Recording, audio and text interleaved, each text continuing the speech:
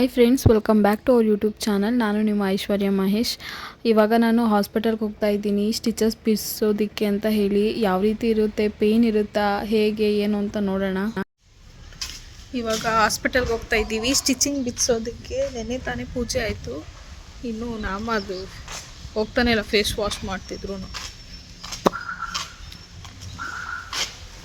ಅದು ಪೇಯ್ನ್ ಇರುತ್ತೆ, ಡೆಲಿವರಿನೂ ಪೇಯ್ನ್ ಇರುತ್ತೆ, ಸ್ಟಿಚಿಂಗ್ ಬಿಡಿಸೋದು ಪೇಯ್ನ್ ಇರುತ್ತೆ, ಎಲ್ಲ ಪೇಯ್ನೇ ನಮಗೆ. ಎಲ್ಲ ಖುಷಿ, ಏನು ನಮಗೆಲ್ಲ ಖುಷಿ. ನಮಗೆ ಪೇಯ್ನ್ ಜಾಸ್ತಿ ನಮಗಿಂತ. ನಾನು ಜಾಸ್ತಿ ಪೇಯ್ನ್ ಬೇರೆ ಮಾಡ್ತಿರೋದು. ಮನೆಯಿಂದ ಹೊರಟ್ವಿ.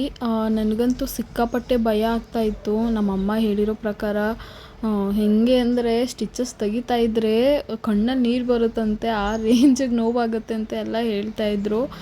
ಪಾಪು ಇಲ್ಲಿ ಮುಂದೆ ಕೂತಿದ್ದಾನೆ. ಆ್ಯಂಡ್ ಮಹಿ ಬೈಕಲ್ಲಿ ಬರ್ತೀನಿ, ನಿನ್ನ ಕಾರಲ್ಲಿ ಹೋಗಿರೋ ಅಂತ ಹೇಳಿ ನನ್ನನ್ನು ಕಳಿಸ್ಕೊಡ್ತಿದ್ರು. ಅಂದರೆ ಅವರು ನನ್ನ ಹಿಂದೆನೇ ಬರ್ತಾಯಿದ್ರು. ನಿಜವಾಗ್ಲೂ ಎಷ್ಟು ಭಯ ಆಗಿಬಿಟ್ಟಿತ್ತು ಅಂದರೆ ಹಾಸ್ಪಿಟಲ್ಗೆ ಹೋಗ್ಬೇಕಾದ್ರೆ. ಆದರೂ ಇವರೆಲ್ಲ ನನ್ನ ನಗಿಸ್ತಾಯಿದ್ರು. ಯಾಕೆ ಹೊಡಿತೀರಾ? ಹಾಂ, ಇನ್ನೇನು ಏನು ಡವ್ ಮಾಡ್ತಿದ್ದೀರಾ ಅಂದರೆ ಒಳ್ಳೆ ಗಂಡನಿಗೆ ಈ ಥರ ಅಪ್ಪನ.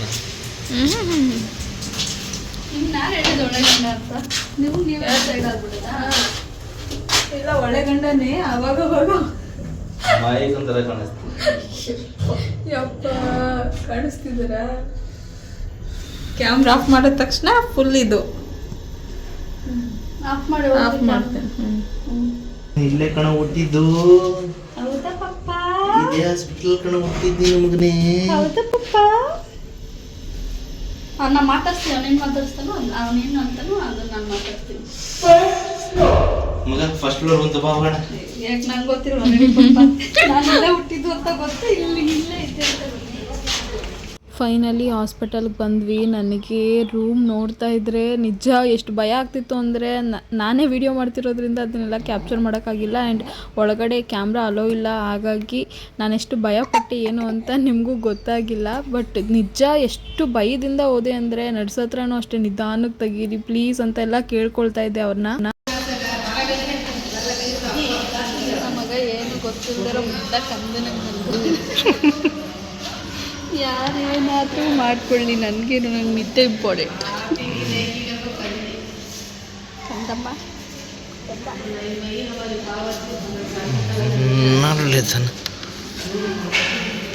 ಹೆರಿಗೆ ವಾರ್ಡ್ ಇದೆ ನೋಡಿ, ಲೇಬರ್ ವಾರ್ಡ್. ಕರೆಕ್ಟಾಗಿ ಹೇಳು ಆಯ್ತಾ?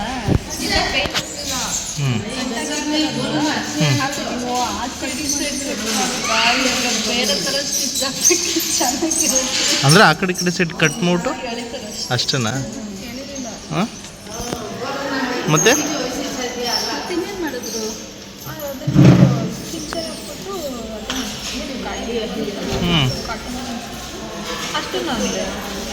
ಅಷ್ಟೇ ಏನಾಗುತ್ತೆ ಅನ್ನೋದು.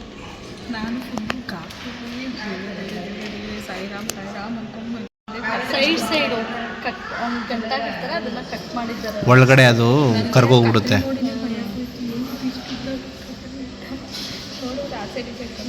ಫುಲ್ಲು ಸ್ಟಿಚ್ ನೋಡ್ರಿ, ಅದು ಹಿಂಗೆ ಎಳ್ದಿದ್ದು ನೋಡಿ. ಡಾಕ್ ಕೊಟ್ರು ಅಂತೆ.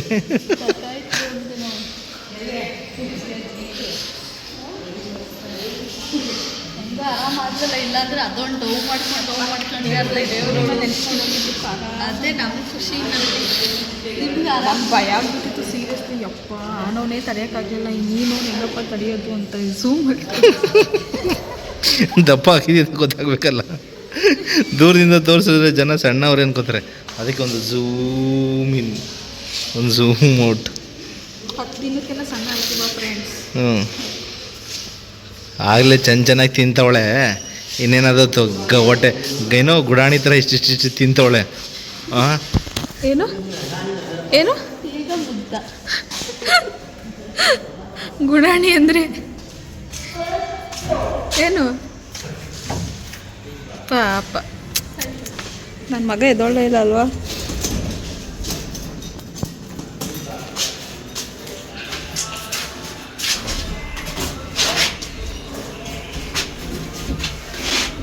ನಾನು ಗಾಬ್ರಿಲ್ಲ ಹಂಗೂ 2-3 ಸಲ ಕೇಳ್ತಿ ಇಷ್ಟೇನಾ ಅಂದೆ. ಇಷ್ಟೇ ಕಣಿ ಎದೋಳೆ ಅಂತವ್ರೆ. ಕಣ್ಣಿಗೆ ಗನ್ಬೇಕಿತ್ತು ಸಕ್ಕದಾಗಿರೋದು ಮಾತ್ರ. ಹೆಂಗಿರ್ತಿತ್ತು ರೀ ನೀವು ಕಾಯ್ಕೊಂಡು ಕೂತಿದ್ರಿ ಅಲ್ವಾ ವಿಡಿಯೋ ಮಾಡೋಕ್ಕೆ? ಹೆಂಗ್ ಮಾಡ್ಲಿ ವಿಡಿಯೋ ಹೆಂಗಿದ್ ಮಾಡ್ಲ ಹಂಗೆ ಮಾಡ್ಲ ಅಂತ ಕೂತಿದ್ದೆ. ಅದೇ ಟೈಮ್ ಯಾರೋ ಇಬ್ಬರೇ ನಾನು ಸೋಮವ್ರಿಗೆ ಹೇಳಿದೆ, ಅವ್ರು ಇರಲಿ ನೋಡಿ ನೋಡಿ ನೋಡಿ ಅಂತ ಅವ್ರಿಗೆ ಕರೆದು ತೋರಿಸ್ತಾರೆ. ನಾನು ಹಂಗೂ ಅನ್ಕೊಂಡೆ ಇವ್ರಿಗೂ ಅದೇ ಥರ ಹೊಲಿಗೆ ಹಾಕಿರ್ಬೋದು ಅಂತ ಅನ್ಕೊಂಡೆ. ಯಾಕಂತಂದರೆ ನಾನು ತಿಂಗಳು ಹಾಕೋದಿಲ್ಲ ಸ್ಟಿಚ್ ಒಳಗಡೆ. ಅಮ್ಮ ನನಗೂ ಮಗುಗೆ ರತ್ನೀರು ತೆಗಿತಾರೆ, ಹಾಗಾಗಿ ಹೊರಗಡೆ ವೆಯ್ಟ್ ಮಾಡ್ತಾ ಇದ್ದೀವಿ. ಇವಾಗ ಮನೆಗೆ ಬಂದ್ವಿ. ಪ್ರತಿ ಸಾರಿನೂ ಅಂದರೆ ಯಾವಾಗ ಹೊರಗಡೆ ಹೋಗಿ ಬಂದ್ರೂ ಪಾಪುಗೆ ಆಗಿರಲಿ ಬಾಣ್ತಿಗೆ ಆಗಿರಲಿ ದೃಷ್ಟಿ ತೆಗಿಯೋದಕ್ಕೆ ಅಂತ ಈ ರೀತಿ ರತ್ನೀರು ಮಾಡ್ತಾರೆ. ಹಾಗಾಗಿ ಡೈಲಿ ಅಂದರೆ ನಾನು ಹೊರಗಡೆ ಹೋಗಿ ಬಂದಾಗೆಲ್ಲ ನಮ್ಮಮ್ಮ ರತ್ನೀರು ತೆಗಿತಾರೆ. ನೋಡಿದ್ರೆಲ್ಲ ನಾನು ಲೇಬರ್ ವಾರ್ಡಿಂದ ಹೆಂಗೆ ಬಂದೆ ನಗಾಡ್ಕೊಂಡು ಅಂತ. ಸೀರಿಯಸ್ಲಿ ಎಷ್ಟು ಭಯ ಪಡ್ಕೊಂಡು ಹೋಗಿದ್ದೆ ಅಂದರೆ ನಾನು ದೇವ್ರ ಹತ್ರ ಪ್ರೇಯರ್ ಮಾಡ್ತಾಯಿದ್ದೆ, ದೇವರೇ ಹೆಂಗಾದರೂ ಮಾಡಿ ಈ ಪೇನ ಬೇರ್ ಮಾಡೋ ಹಾಗೆ ಮಾಡು. ಎಷ್ಟೊಂದು ಕಷ್ಟ ಎಲ್ಲ ಪಟ್ಟಿದ್ದೀನಿ ನಾನು. ತಾಯಿ ಆಗೋದು ತುಂಬ ಕಷ್ಟ, ಪ್ರೆಗ್ನೆನ್ಸಿ ಟೈಮಲ್ಲೂ ನೋವು ಅನುಭವಿಸೋದು ತುಂಬ ಕಷ್ಟ, ಆ್ಯಂಡ್ ಡೆಲಿವರಿ ಟೈಮಲ್ಲೂ ತುಂಬಾ ಕಷ್ಟ. ಎಲ್ಲ ಕಷ್ಟನೂ ಕೊಟ್ಟಿದ್ದೆ, ಇದನ್ನು ಕಷ್ಟ ಕೊಡ್ತಿದ್ಯಾ ನೀನು ನನಗೆ ಅಂತ ಹೇಳಿ ನಾನು ದೇವ್ರ ಹತ್ರ ಕಿತ್ತಾಡ್ಕೊಂಡು ಒಂದು ರೀತಿ ಹೆಂಗಾಗ್ಬಿಟ್ಟಿತ್ತು ಅಂದರೆ ನನಗೆ ಅಲ್ಲಿ ಬೆಡ್ ಮೇಲೆ ಮಲಗಿದ್ದೀನಿ. ಸೀರಿಯಸ್ಲಿ ಎಷ್ಟು ಭಯ ಆಗ್ತಿತ್ತು ಅಂದರೆ ನನಗೆ ಆ ಸಿಸರ್ ನೋಡಬೇಕಾದ್ರಂತೂ ಇನ್ನೂ ಗಾಬರಿ ಆಗಿಬಿಟ್ಟೆ. ಏನಪ್ಪ ಇದು ಇಂಜೆಕ್ಷನ್ ಏನು ಕೊಡಲ್ವಾ, ಹಾಗೆ ತೆಗಿತಾರ ಅಂತ ಸಿಕ್ಕಾಪಟ್ಟೆ ಭಯ ಆಗೋಯಿತು. ಬಟ್ ಅವರು ಸ್ಟಿಚಸ್ನ ತೆಗೆದೆ ಅಂದ ತಕ್ಷಣ ನನಗೆ ಏನೋ ಯಾವಾಗ ತೆಗೆದ್ರು ಇವರು ಅನಿಸ್ಬಿಡ್ತು. ಅಷ್ಟು ಚೆನ್ನಾಗಿ ಅಂದರೆ ಏನು ಹೇಳ್ತಾರೆ, ಹಳೆ ಕಾಲದಲ್ಲಿ ಕೈಯಲ್ಲೆಲ್ಲ ಹೊಲಿಗೆ ಹಾಕ್ಬಿಟ್ಟು ಒಂದು ರೀತಿ ನೋವಾಗೋ ರೀತಿ ತೆಗಿತಿದ್ರಂತೆ. ಬಟ್ ಇಲ್ಲಿ ಇವಾಗ ಹೊಸ ಹಾಸ್ಪಿಟಲಿ ಏನಪ್ಪ ಅಂದರೆ ಎಲ್ಲ ಹೈಟೆಕ್ಕು, ಪ್ರತಿಯೊಂದು ಚೇಂಜ್ ಆಗಿಬಿಟ್ಟಿದೆ. ಸೊ ನನಗೆ ತುಂಬಾ ಖುಷಿಯಾಗೋಯ್ತು. ಯಪ್ಪ ಇಷ್ಟೊಂದು ನೋವೇ ಇಲ್ಲದೆ ಸ್ಟಿಚಿಂಗ್ ಎಲ್ಲ ತೆಗೆದುಬಿಟ್ರ ಅಂತ ತುಂಬ ಖುಷಿ ಆಯಿತು. ಆ್ಯಂಡ್ ಸಿಕ್ಕಾಪಟ್ಟೆ ಖುಷಿಯಿಂದನೇ ಬಂದೆ. ಬಟ್ ಅದಾದಮೇಲೆ ಸ್ಟಿಚಸ್ ಹಾಕಬೇಕಾದ್ರೆ ಏನು ಹೇಳ್ತಾರೆ, ಆ ಹೊಟ್ಟೆ ಭಾರ ಏನಿದೆ ಅದು ನಮಗೆ ಗೊತ್ತಾಗ್ತಿರ್ಲಿಲ್ಲ. ಬಟ್ ಸ್ಟಿಚಿಂಗ್ನ ತೆಗೆದ ಮೇಲೆ ಮೇಲ್ಗಡೆ ಹೊಟ್ಟೆ ಏನಿತ್ತು ಅದೆಲ್ಲ ಕೆಳಗಡೆ ಹೊಟ್ಟೆ ಭಾರ ಬೀಳ್ತಾಯಿತ್ತು. ನನಗೆ ಆವಾಗಲೇ ಪೇಯ್ನ್ ಸ್ಟಾರ್ಟ್ ಆಗಿದ್ದು. ಸೊ ಮನೆಗೆ ಬಂದು ನಾನು ಸ್ನಾನ ಮಾಡಿ ಮಗು ಜೊತೆ ಆಟಾಡ್ತಾ ಇದ್ದೆ. ಅಂದರೆ ನನಗೆ ನಿಂತ್ಕೊಳ್ಳೋದಕ್ಕೆ ಆಗ್ತಾಯಿರಲಿಲ್ಲ ಸ್ವಲ್ಪ ಹೊತ್ತು. ಸೊ ಮಲ್ಕೊಬಿಡೋಣ ಅಂತ ಹೇಳಿ ಮಲ್ಕೊಂಡಿದ್ದೆ. ಅಷ್ಟರಲ್ಲಿ ಮಗುನೂ ಎದ್ದ. ಇವನಿಗೆ ಫೀಡ್ ಮಾಡಿಬಿಟ್ಟು ಇವನ ಜೊತೆನೂ ಸ್ವಲ್ಪ ಆಟ ಆಡ್ತಾ ಹಾಗೆ ಮಲ್ಕೊಂಡಿದ್ದೆ.